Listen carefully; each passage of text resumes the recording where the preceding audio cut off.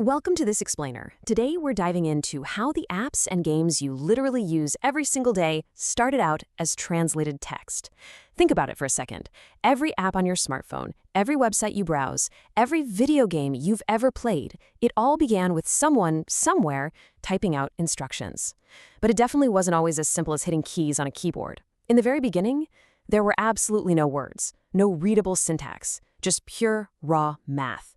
So let's trace this fascinating journey. Section 1. The era of raw binary. Okay, so going all the way back to the 1940s, early computers didn't understand anything even remotely close to English. Programmers were basically operating in a totally different universe.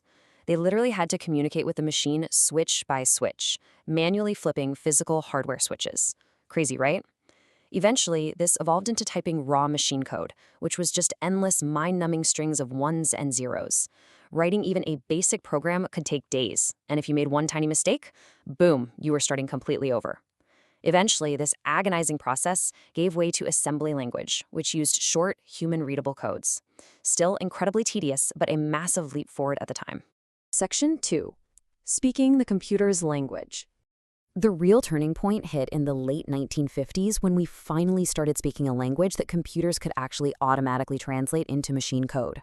And the landscape shifted fast. In just a 3-year span, IBM gave scientists Fortran, bringing code much closer to math and English. Then, a year later, MIT gave AI researchers Lisp, which was built all around symbolic logic. And finally, in 1959, Grace Hopper's team gave businesses COBOL. And honestly, the wildest part about COBOL is that it's unbelievably still running inside global banks today.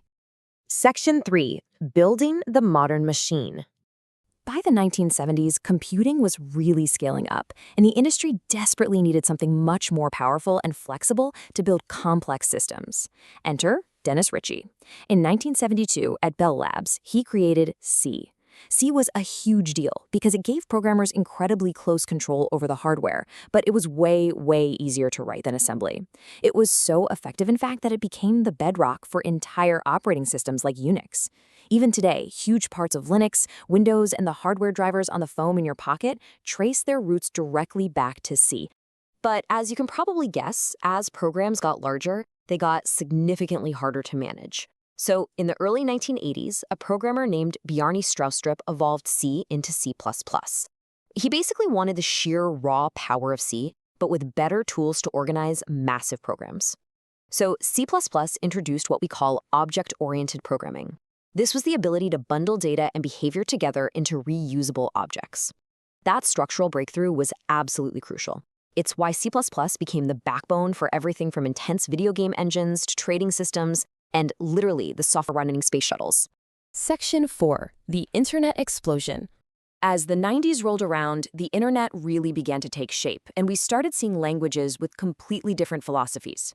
For example, in 1991, Dutch programmer Guido van Rossum released Python. He prioritized readability above all else, operating on the philosophy that code should be plain, simple, and free of clutter.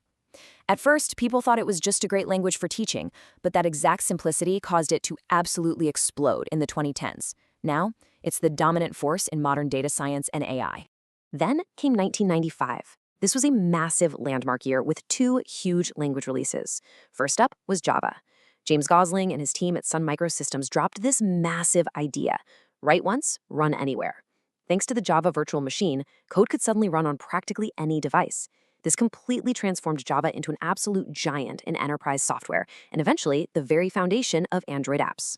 But also, in 1995, a completely unrelated language came onto the scene, and despite the super confusing name, it had almost nothing to do with Java. It was created by Brennan Eich at Netscape in exactly 10 days. Literally, just 10 days. That language, of course, was JavaScript. Originally, it was really just meant to add small, interactive touches to web pages. You know, making a button respond when you click it, that sort of thing. Absolutely nobody expected it to become what it is today. JavaScript unexpectedly grew like wildfire to power nearly every interactive website in existence. And thanks to modern frameworks like Node.js, this little language built in 10 days now runs entire servers and massive applications all over the globe. Pretty wild. Section 5. The right tool for the job. As the internet scaled into the massive, lightning-fast systems we rely on today, the 2000s and 2010s saw a huge boom in highly specialized targeted languages. In 2009, Google dropped Go, which was engineered purely for raw speed and simplicity in their massive servers. A year later, Mozilla introduced Rust.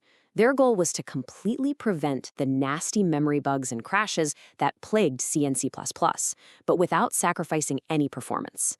And then, in 2014, Apple released Swift, giving developers a faster, much safer way to build out the Mac and iPhone app ecosystem. So looking at all these options naturally leads to a really big question.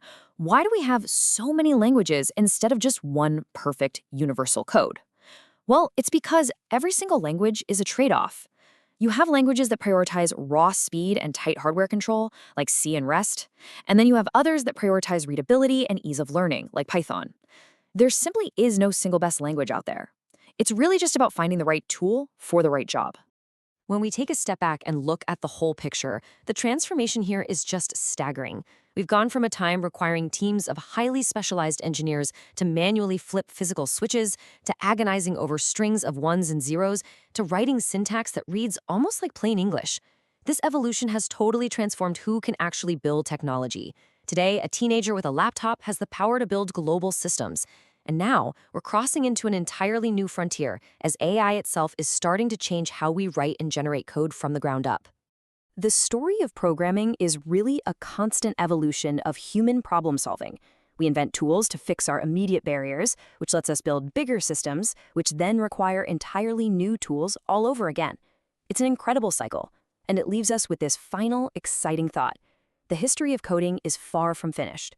Could the creator of the next major world-changing programming language be someone watching this explainer right now?